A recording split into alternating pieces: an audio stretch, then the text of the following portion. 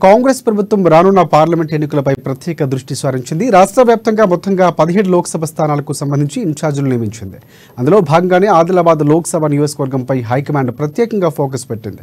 ఇది ST reserved నియోజకవర్గం కావడంతో అదే సామాజిక వర్గానికి చెందిన మంత్రి సీతక్కకు ఇక్కడ ఇన్ఛార్జ్ బాధ్యతలు అప్పచెప్పింది ప్రభుత్వం.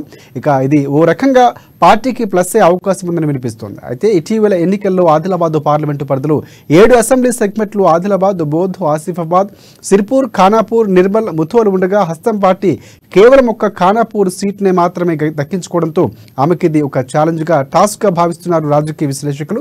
ప్రజల్లో సీతక్కగా గుర్తింపు పొందిన ఆమెకు ఇక్కడ ఆదివాసీలతో ప్రత్యేక అనుబంధం ఉన్నట్లుగా కూడా చెబుతున్నారు. ఆమె నిడారంబరత, సామాన్యుల్లో అతి సామాన్యురాలుగా కలిసిపోయే స్వభావమే ఆమెకు ప్రత్యేకతను తీసుకువచ్చిందని చెబుతున్నారు.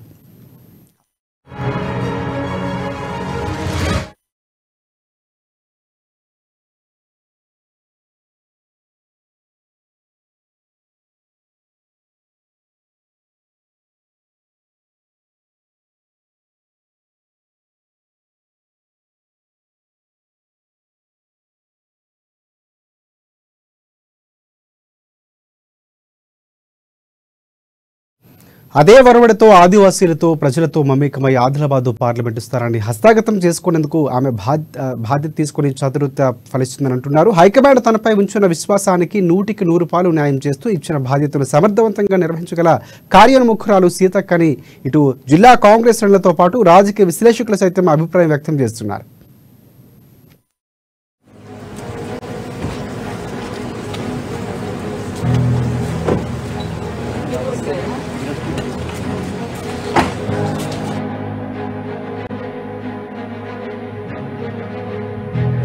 ఈరోజు